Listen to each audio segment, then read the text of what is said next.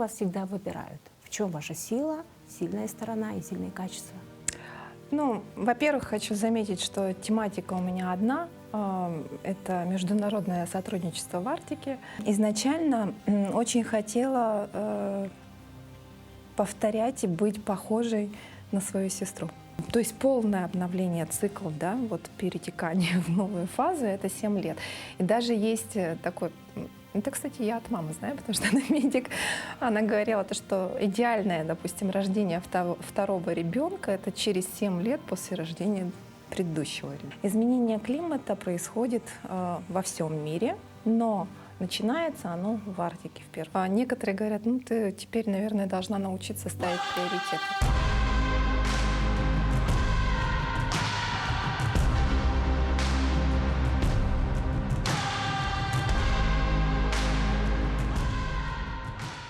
Дарьяна Максимова, кандидат политических наук, заведующая кафедрой международных исследований Северо-Восточного федерального университета, заместитель исполнительного директора Северного форума, ответственный секретарь Российско-азиатского консорциума арктических исследований, организатор, инициатор международного форума «Северный форум по устойчивому развитию», международного проекта «Дети Арктики. Местные знания и устойчивое развитие» и многих других.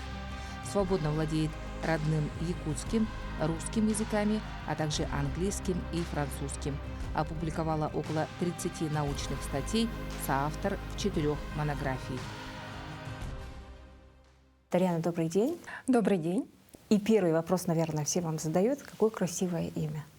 Имя действительно необычное. Я еще в жизни ни разу не видела ни одну Дарьяну. То есть не было такого случая, чтобы вот прямо общаться с другой Дарьяной. Хотя знаю, что такое имя есть. Вот, но очень редкое, да. Значит, опечатка действительно есть. Там некоторые есть отступ в свидетельстве, где Дарья и прочерк «на». Значит, история такова, что я целый месяц после рождения была без имени. И родители у меня были очень настроены назвать в честь бабушки, которую звали Дарья. Бабушка была против, специально звонила, контролировала их, спрашивала, как назвали ребенка. Они говорили, нет имени. И вот так вот в течение месяца. Была другая задумка назвать меня по-якутски, например, Сардана. Вот, но в конце концов, видимо, желание назвать в честь бабушки было очень большое у моей мамы, и папа был не против. И они решили пойти хитрым путем. То есть имя Дарья они преобразовали в такое интересное, на мой взгляд, очень такое замечательное. Ну и многие делают комплименты по поводу имени Дарьяна. Значит, ну и там дальше уже была техническая ошибка. В свидетельстве у меня Дарья и «на» прописаны отдельно. Чуть-чуть Дарья, прочерк «на». Вот, ну, это уже папа рассказывает, что в ЗАГСе ему сказали, опять что-то придумываете, когда он записывал. Так что имя замечательное, мне нравится, узнаваемое. Вы чувствуете силу своего имени? Интересно получилось, что судьба меня связала с Арктикой, и имя само за себя говорящее, что есть какая-то привязка, плюс еще оно чуть-чуть русское и чуть-чуть якутское, как я уже сказала, из-за вот этой приставки «на», да, якутское. А Дарья — это же русское имя. Вот. И когда я общаюсь с коллегами, которые занимаются Арктикой в Москве, например, или в других регионах, есть узнаваемость, потому что имя не такое сложное, как если бы у меня совсем было якутское. И вы запоминаетесь? Да, и я запоминаюсь этим как раз. Вы даете очень много интервью, да, информационный повод, да, прошла какая-то конференция, либо там о вашем дедушке, да, о котором мы поговорим чуть позже. Каждый раз у вас титры меняются. Доцент кафедры, сегодня вы заведующий кафедры. 21 год вы писали работу по Северному форуму, да, дипломная работа была. Сегодня вы в руководстве Северного форума. Как вы думаете, почему вас всегда выбирают? В чем ваша сила, сильная сторона и сильные качества? Ну, во-первых, хочу заметить, что тематика у меня одна. Это международное сотрудничество в Арктике. Изначально не меняла свое направление, как начала учиться, как вы сказали, диплом начала писать, да, и написала по поводу Северного форума и провинции Квебек. Это был 2006 год. Затем я поступила в аспирантуру, Института США и Канады Российской академии наук, и там я занималась канадской Арктикой, вот, защитила кандидатскую уже. Чуть-чуть поменяла специальность историка на политолога. Теперь я кандидат политических наук. Вот. И все это по Арктике. И когда вот разные мои ипостаси, да, в том числе и в настоящей жизни, мне помогает тема. Тема одна, тема не может чуть-чуть углубляться в одну или другую сторону, например, по разным сферам деятельности, да, человека в Арктике, или теперь вот я вот по климату тоже, да, мы организовывали одно из мероприятий. То есть на самом деле помогает, наоборот, расширять кругозор. Но я для себя, когда начинаю работать над тем или иным проектом, всегда делаю такую ремарку в голове, что я, может быть, многим занимаюсь, но при этом не распыляюсь, кроме как Арктика пока, да, вот. Хотя хотелось бы, наверное, еще больше. То есть, может быть, со временем я уйду совсем в международное сотрудничество. Но тем не менее вы внутри масштабируетесь, да, охватываете очень многие регионы. И да, вы также сейчас налаживаете отношения с Индией, с Китаем. Да. Очень многие страны ушли, конечно, сегодняшними реалиями. И как идет, выстраивается сейчас работа?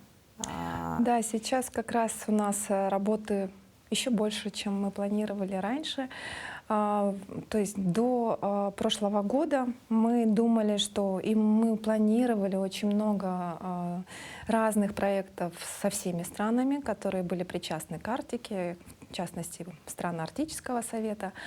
Но с приходом нынешней геополитической ситуации получилось, что сначала подумали, что все, ничего больше мы не сможем, да, наверное, дальше делать по международному сотрудничеству в Арктике, но оказалось через буквально несколько дней февраля 2022 года, что мы поняли, что у нас предстоит очень большая миссия в связи с тем, что мы в том числе и вообще в первую очередь находимся в Якутии. Якутия имеет интересное географическое расположение. Мы между Арктикой и Азией. И там мы представляем достаточно большую не только территорию, но и опыт, накопленный за годы. И в этой связи мы сразу стали создавать Российско-азиатский консорциум арктических исследований. Это инициатива Северо-Восточного федерального университета, поддержанная Северным форумом. Ну и здесь интересно получилась синергия, что мы уже давно вместе сотрудничаем, да, находясь здесь вместе рядом в Якутске. И получилось, что все контакты, которые были и у университета, и у Северного форума, сложились в этот консорциум российско-азиатский. Именно по арктической тематике, потому что вообще это продолжение проекта, который мы делаем с 2019 года. А может быть, Северный форум уже с 1991 года это делает, да. Вот, что в 2019 году мы же запустили Северный форум по устойчивому развитию. Это большая конференция, экспертная площадка, которая проходит у нас в Якутске каждый год. И там 3 соорганизатора: правительство Республики Саха-Якутия, Северо-Восточный федеральный университет и Северный форум. И то есть в чем интерес Китая и Индии, да, в исследованиях? И одна из задач устойчивое развитие Арктики, да, Северного форума. В чем их интерес, что они хотят изучать, либо мы нуждаемся в них, да? Как это выстраивается вот этот процесс? Во-первых, здесь есть интерес с точки зрения того, что они хотели бы в первую очередь изучить изменения климата. Изменение климата происходит во всем мире, но начинается оно в Арктике в первую очередь. Там больше и видно, как оно происходит, и в целом большой такой процесс убыстрения темпов, наверное, таяния как раз мы наблюдаем в Арктике. Но когда говорим про эти страны, они же далеко находятся, да? Вот. Они считают то, что им хотелось бы быть причастными к процессу как раз самого начала изменения климата, по изучению этого изменения климата в российской Арктике. Поскольку если мы посмотрим на карту мира, то, получается, Россия находится географически севернее этих стран. И все, что они думают, что происходит благодаря у них на территории, да, благодаря тому, что сейчас идет процесс изменения климата, конечно, это происходит в российской Арктике. Очень большая заинтересованность в этом. Есть, конечно, и другие вопросы, это и природные ресурсы, и транзитный маршрут, это Северный морской путь. Есть, конечно, еще интересная тематика. Знаете, какая? Это миропорядок и геополитика, которая может быть в Арктике. Дело в том, что если посмотреть на Арктику не вот с обычного мышления карты, да, а если с Северного полюса посмотреть, то получается, мы же, ну и в целом, да, уже имеется представление, что там находятся США, Канада, Норвегия, остальные более сильные страны и Россия, да, конечно, тоже как один из участников мировой политики. И вот, например, Китай в своей стратегии 2018 года по Арктике, они заявляют, что они хотели бы быть причастными к тому, что происходит в целом в геополитическом плане именно в Арктике, потому что там присутствует и США, и Россия. И вот это интересный фактор. Я думаю, что Индия, может быть, и Китай, но Китай чуть раньше начал изучать Арктику, но Индия, я вижу то, что сейчас вот начинает включаться чуть-чуть позже. Их интересует именно, вот, мне кажется, больше какие-то такие процессы и в политическом плане. Настолько, насколько я понимаю, что Арктика пока не является, кстати, макрорегионом, но в последующем, видимо, мы можем стать свидетелями. А почему только один университет изъявил желание проведения исследовательской работы? Из Китая? Да. Я чуть-чуть подчеркнула, что есть на очереди еще университеты, но дело в том, что мы вообще вот этот консорциум создаем не по основываясь не по тому, как мы заставляем кого-то, а основываясь на доверии. Как раз доверительные отношения с Океанологическим университетом Китая, там есть такой профессор, директор Полярного института Океанологического университета Китая Го Пейцин, знакомый, давний нашего университета, в частности, я тоже была у них в университете в 2018 году с рабочей поездкой, с командировкой, в участии как раз в Арктической конференции. И как-то так получилось, что именно доверительно, да, когда мы относимся к людям, здесь появляются контакты, которые могут, вот, допустим, обратился к человеку, и он говорит: да, давай присылай, что у тебя есть, я посмотрю, и ответ дается быстро. Ранее установленные контакты, Да. получается, всплывают сейчас и Да. изъявляют желание работать. Сейчас вы готовите также образовательную какую-то, да, программу, будете готовить на базе аспирантуры? Здесь, да, мы начнем на базе магистратуры скорее, чтобы перерасти в аспирантуру, или наоборот по существующим уже аспирантурам. Дело в том, что не то чтобы у Китая есть эти специалисты, дело в том, что мы хотели бы перенять мировой опыт, но так как у нас есть сейчас дружественные, да, наши связи, которые чуть-чуть ограничились, ну, много ограничились. А да? почему этого не делали тогда еще, до вот этих событий, да, эти работы не были проведены? Потому что тема изменения климата, она же не вчера появилась. Поскольку тема изменения климата на самом деле, конечно, занимаемся уже достаточно длительное время.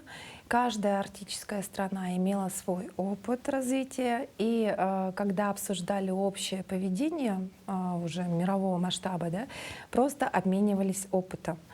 А на сегодняшний день мы видим в изменении климата реальные, наверное, такие преференции, которые могут даже сказать, что это практически импортозамещение. Потому что все те специалисты мирового уровня, которые есть у нас на планете, они действительно, надо признать то, что в западных странах достаточно давно ведется это исследование именно по тем территориям, которые есть у них в Северной Америке, например, или в Скандинавии, да. Вот. Но наиболее неизученной остается наша территория российская. Почему мы не обменивались опытом? Скорее всего, мы шли к этому. Мы шли к этому достаточно, может быть, не столько большими темпами, потому что мы думали, что сотрудничество надолго. А на самом деле изменение климата же началось не так давно. То есть в мировом масштабе забили, получается, тревогу в 2007 году в Арктике, когда поняли, что это был первый рекорд по таянию арктических льдов. Далее были рекорды в 2010, в 2016 годах. И, по-моему, в 2020 году был рекорд. То есть постоянно фиксируется, но если так посмотреть, 2007 год, он вроде как и далеко, и близко. То есть не то, чтобы прямо мы там десятилетиями ничего не делали. Что касается Китая, у них, мне кажется, это просто совпало время, потому что у них стратегия 2018 года. И если бы, например, не было нынешней геополитической ситуации, мне кажется, мы бы все равно к этому двигались.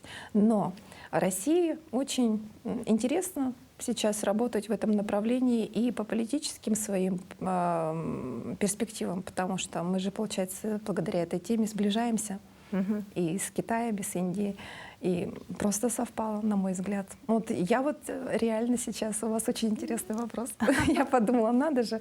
Дело в том, что мы убыстряем свои темпы, но мы давно к этому шли, конечно.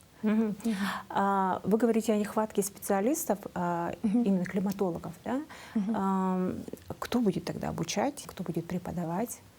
Да, состав мы определим уже из тех наших участников, которые есть во вновь созданном консорциуме российско-азиатском.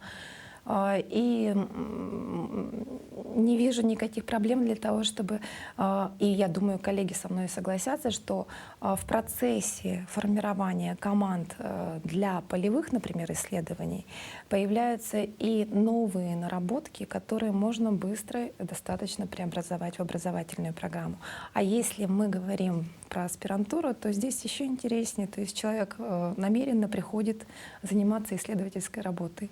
И если он занимается ею, а аспиранты, кстати говоря, могут вести сами курсы магистратуры, да, и бакалавриата. Так что, в принципе, я думаю, что с этим можно тоже справиться в достаточно быстром темпе. То есть нет никаких преград, скажем так, когда мы занимаемся действительно тем делом, которое нам нравится.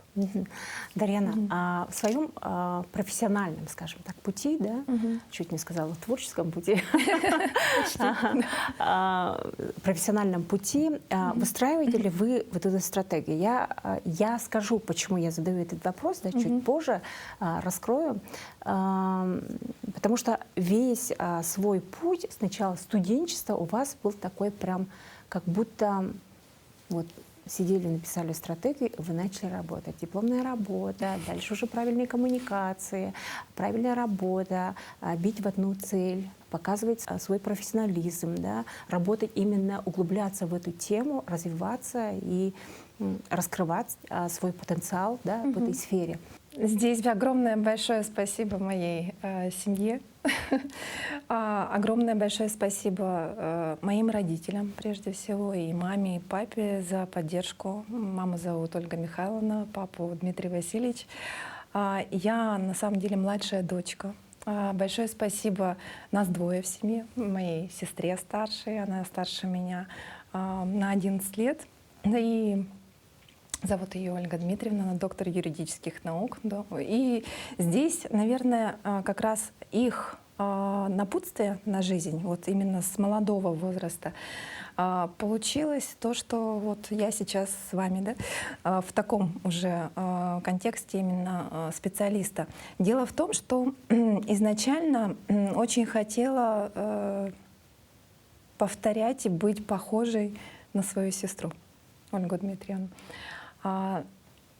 Началось это с того, что когда я росла уже, она уже была студенткой, я в школе училась. Рядом был достойный пример. Да, она была отличницей, я тоже хотела быть отличницей. Она ходила в музыкалку, я тоже пошла в музыкалку. Дальше она стала кандидатом юридических наук.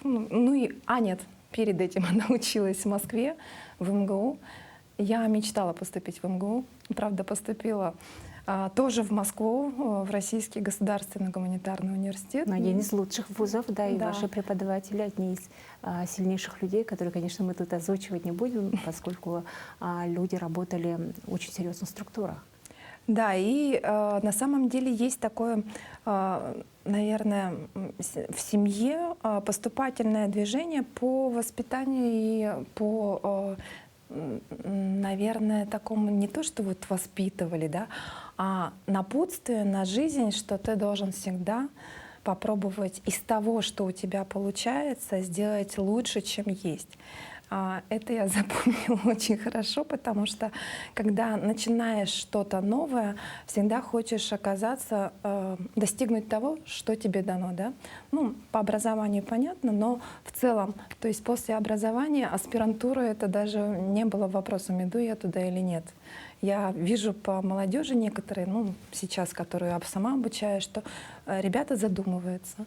Когда человек задумывается, здесь уже появляются разные варианты, да, развития. Я не задумывалась, так же, наверное, как моя сестра не задумывалась в свое время. И, кстати, моя мама же тоже кандидат медицинских наук, дедушка мой доктор юридических наук. То есть вот эта вот образовательная часть воспитания и по именно вот по развитию, саморазвитию сейчас, кстати, у молодежи очень, ну и у меня самой тоже есть. Получается, среда Да. определяет все-таки путь ребенка, молодежи, да, в какой среде он находится. Ну, в вашем случае у вас прекрасная семья, очень сильная семья, да, которые нашли себя в своих профессиях, да, и вы это видели.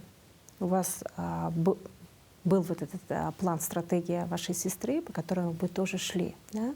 Но не каждый же ребенок перенимает, да, берет это за основу и начинает вот этот свой. В вашем случае вы еще и преподаете. Да? Как идет взаимодействие с молодежью, как вы вдохновляете, тем более я еще вижу то, что вы запустили вот молодежный Северный форум. Да? Как идет работа с подрастающим поколением, что чувствуете ли вы вот эту ответственность, что вы должны тоже направлять, да, как в свое время для вас были ваши родные ориентиры? Потому что не у каждого ребенка. Что касается молодежи, очень, конечно, по роду своей деятельности преподавателя, я очень хочу, чтобы они попробовали себя в разных ипостасях, именно чтобы им было интересно. Поскольку, ну, и здесь еще есть профессиональная такая точка зрения. Я же руководитель магистратуры арктическое регионоведение, и у меня есть свои... И снова по своей теме. Да, и у меня есть свои студенты, набор наш собственный, да, чувствую ответственность за них. И вот когда общаешься с ними, то здесь понимаешь, кто на что способен, но если человек, допустим, чуть-чуть колеблется, хочется его так подтолкнуть, сказать, ты способен, ты сможешь, да? Часто получается. У меня такой подход. Я вижу у разных моих коллег есть и по-другому, да, как-то больше заставить, больше, наверное, направить. Это тоже неплохой метод на самом деле. Если говорить про молодежный Северный форум, как раз, который вы упомянули, это уже по теме как раз нашего Северного форума, что мы пришли к мнению, что необходимо развивать это движение. Мы очень хотим, чтобы оно превратилось в такое глобальное движение, поскольку создали мы его всего лишь навсего вот в 2021 году. И чуть-чуть немного. У нас есть там председатель, то есть мы подумали, что в самом секретариате Северного форума своими силами мы не сможем все координировать. Нужен человек, который отдельно мог бы этим заниматься. Это Савина Алексеева, председатель молодежного Северного форума. Она один из начальников отдела венчурной компании «Якутия». Но проводим постоянно коммуникацию с Савиной в плане того, что как развиваться. И вот здесь вот я, когда говорю «заставить направить», было первое время как раз становления в 2021 году молодежного Северного форума. Мы попросили регионы дать нам людей, которые бы смогли бы внести активность в молодежный Северный форум. они нам дали. Вот. То есть наши координаторы уже из Большого Северного форума, да, все это нам дали. У нас есть список. Дальше мы увидели, что, оказывается, очень сложно людей просто так собрать-то. Они не понимают, зачем это. Нужно немного рассказать, направить. И вот эта методика тоже работает.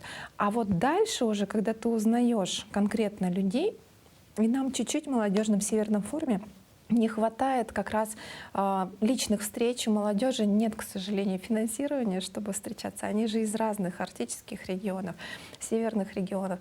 И вот надеемся, то, что сейчас будет, кстати, 11 мая министерская встреча Арктического совета в Салехарде на Ямале. Наш директор туда едет, Владимир Николаевич Васильев. И Савина Алексеева тоже туда едет, наш председатель, делает там мероприятия по молодежному предпринимательству. У нее есть свой проект, кстати, арктическая стартап-экспедиция, который входит, да, в пул проектов молодежного Северного форума. И здесь мы надеемся, наконец-то, может, они встретятся. К сожалению, представляете, из-за пандемии, из-за, наверное, каких-то вот этих больших геополитических событий, молодежка у нас до сих пор очно не встречалась. Мы пользуемся технологиями, встречаются они в Zoom, стараемся активизировать, точнее, их деятельность. Ну и то получается. То есть, и надеемся, что очные встречи, вот когда вот взаимодействие и доверие происходит, это пойдет лучше. И я думаю, что на первом этапе хорошо напутствовать и направлять людей, конечно, а потом уже мотивировать. А возвращаясь к предыдущему вопросу, почему я задала вам такой вопрос, да, вы являетесь внучкой очень такого известного и уважаемого человека в Республике Саха-Якутия, человек, который очень много сделал для республики. Да, вот, мы говорили и о государственности, да, и о суверенитете, мы говорили о правовой вот этой составляющей. Да. И ваш дедушка был одним из основателей юридического факультета тогда еще Якутского государственного университета. Поэтому я не сомневаюсь в том, что вы внедрите и все это сделаете тоже на базе нашего любимого университета, уже Северо-Восточного федерального университета. Вот эту вот программу, да, взрастите климатологов, которые будут отслеживать уже на местах изменение климата, да, поскольку изменение климата зависит не только от внешних факторов, да, но и поведение животных меняется, да, от того, что они потребляют, да, либо даже вот их миграция, да, в какую сторону идут. От этого же тоже все зависит. И поэтому я говорю то, что у вас, наверное, это все получится. Какой самый главный совет, да, напутствие, урок вы получили от своего деда? Насколько мне известно, вы были всегда рядом и подле него. Да, мой дедушка Федоров Михаил Михайлович, ветеран Великой Отечественной войны, в преддверии майских праздников. Я думаю, это я с гордостью могу сейчас сообщить нашим слушателям, зрителям. И почетный гражданин Республики Саха-Якутия, почетный гражданин Алданского района, Усть-Алданского района, Амгинского района, был прокурором республики ЯССР в 1962-1969 годах, в сложные годы, когда был процесс реабилитации репрессированных, он одними из них занимался. Самые известные его реабилитированные при нем, да, наши известные деятели, это были деятели культуры.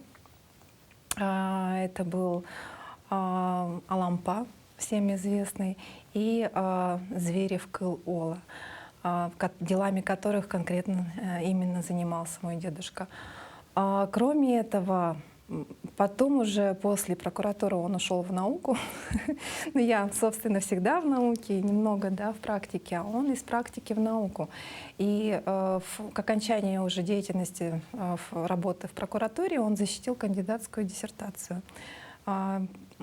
Потом уже докторскую. Он первый из народа Саха, доктор юридических наук. А что сказать, какое напутствие? У меня был дедушка очень строгий. Строгость надо воспитания. полагать. Да. Никогда просто так не хвалил. не было такого, вот ты должна то-то, то-то, то-то, да. Но была интересная у нас взаимосвязь уже в студенчестве. Я уехала, когда учиться в Москву в 2001 году. Он еще был действующим и работал профессором в университете. И он, знаете, что делал? Он писал мне письма, тогда бумажные письма были. Вот. Не только, конечно, он писал, но он писал... Которые вы получали по почте? Да, которые я получала по почте, и там были напутствия. А напутствия были характера, что как ты одеваешься, все ли у тебя хорошо, надеюсь, что ты там скоро приедешь. Там. То есть вот такого душевного плана, который в жизни, например, да, он бы так не спросил. Я не помню, чтобы он меня так сильно где-то ругал, но помню его очень жесткий взгляд, если что-то не нравилось. Я же последняя, 6-я внучка, самая младшая. И вот мне мама однажды передала, была первая моя стажировка в 2005 году. И когда дедушка подошел к ней и сказал, что я горжусь Дарьяной, что она сейчас находится на стажировке в Канаде. Спустя годы, что вы для себя вот открыли? Возможно, системности научил, да? Возможно, вот правильной коммуникации, да? Быть в моменте и поговорить с человеком. Да? Чему еще, как вы думаете, он научил? Слыша уже, наверное, от его дочери, от моей мамы, истории его более молодой жизни, да, как он всего добивался, здесь есть момент того, когда начинаешь прислушиваться к биографии человека.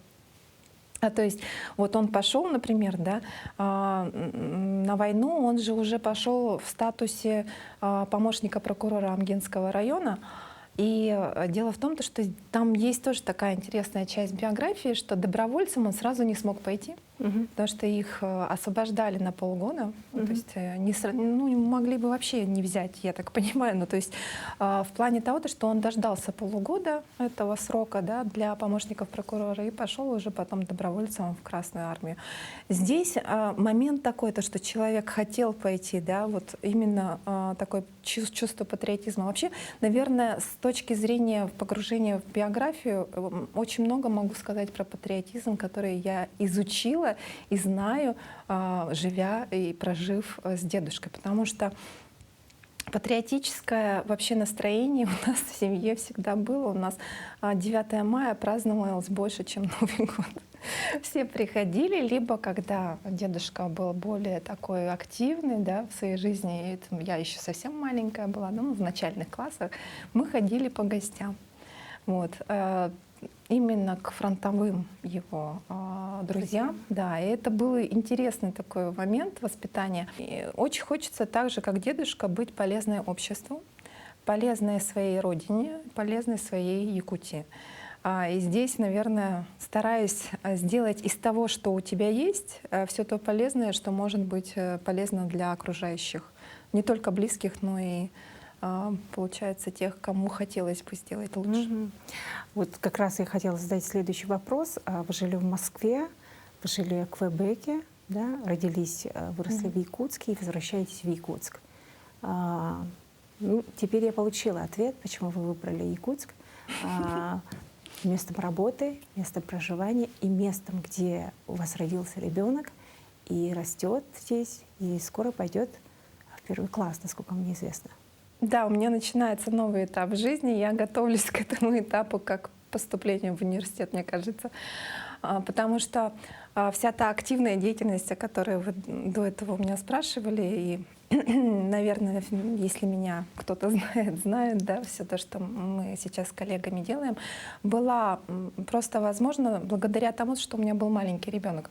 Это странно прозвучит, но просто когда человек не ходит в школу, ну, в смысле мой ребенок, гораздо больше времени на, получается, работу. Сейчас я с тревогой воспринимаю сентябрь, 1 сентября, как мы начнем новый режим, а может, наоборот, поможет.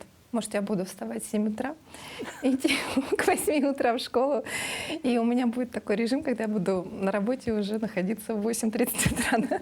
Такое тоже возможно. Но я воспринимаю, конечно, это как этап жизни. Вообще интересная же бывает философия в жизни. Вообще психологи, по-моему, часто говорят, что в профессиональном плане, вообще в целом в жизни человек должен ориентироваться на период в 7 лет.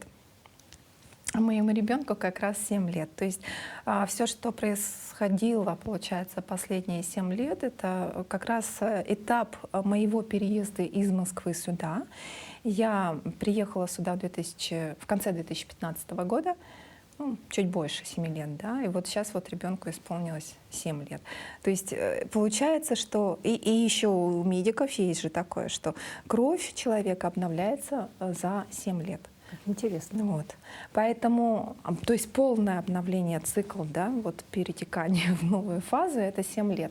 И даже есть такой, это, кстати, я от мамы знаю, потому что она медик, она говорила, то, что идеальное, допустим, рождение второго ребенка — это через 7 лет после рождения предыдущего ребенка. То есть восстановление иммунитета, обновление всего организма.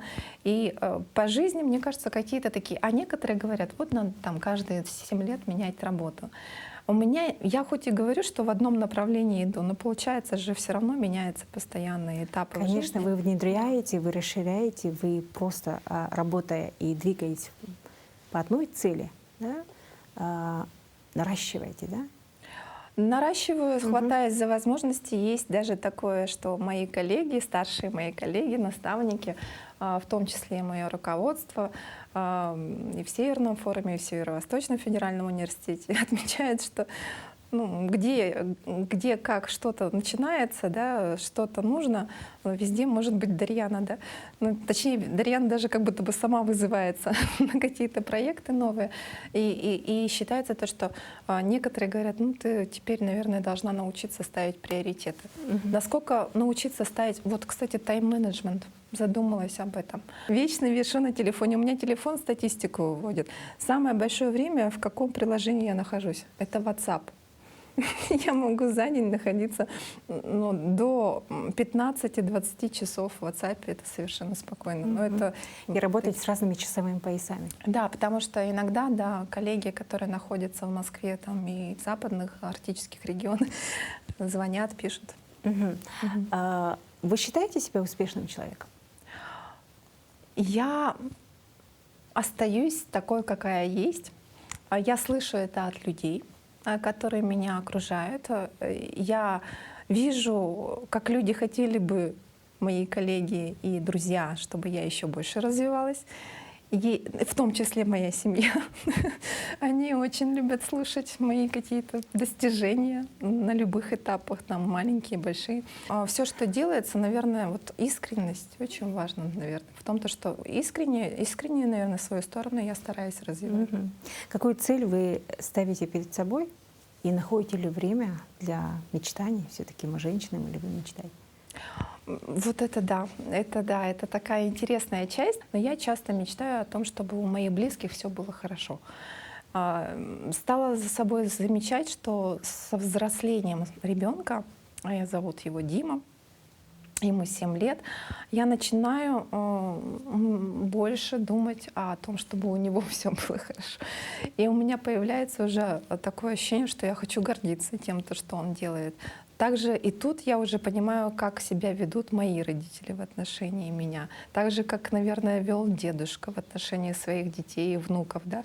И у меня есть такое отношение больше, наверное, к жизни не мечтать, а превращать мечты в явь. То есть, чтобы они становились явью. Но получается очень сложно думать и мечтать, когда нет никаких возможностей этого сделать. Поэтому стараюсь мечтать о каких-то реальных. Я вообще, наверное, реалист больше. Дарьяна, спасибо большое за столь интересную и содержательную беседу. У вас действительно такая важная и нужная миссия через Северный форум, через Северо-Восточный федеральный университет, через свои проекты, да, объединять людей и в сегодняшних реалиях геополитических, да, устанавливать связь, прокладывать вот этот мост доверия во благо процветания, развития Арктики. В нашей беседе мы с вами говорили и о нашем городе, да, то, что у вас есть очень большие планы по улучшению. Так что я хочу, чтобы все ваши намеченные цели разложились на задачи, чтобы у вас было сильное окружение, молодежь, которая вас поддерживает, да, и все это сбылось. Спасибо за беседу. Да, спасибо за беседу. И я вообще настолько восхищена вами, потому что вы так хорошо акценты расставили. Сейчас говорите про доверие, про градостроительство, про жизнестойкость, даже могла бы сказать, наверное, это слово сейчас модно. И получается у меня, да, много такого переплетения, которое вы заметили. И большое спасибо за беседу. И я думаю, это было очень полезно для меня самой тоже понять, акценты расставить. Спасибо большое. Спасибо.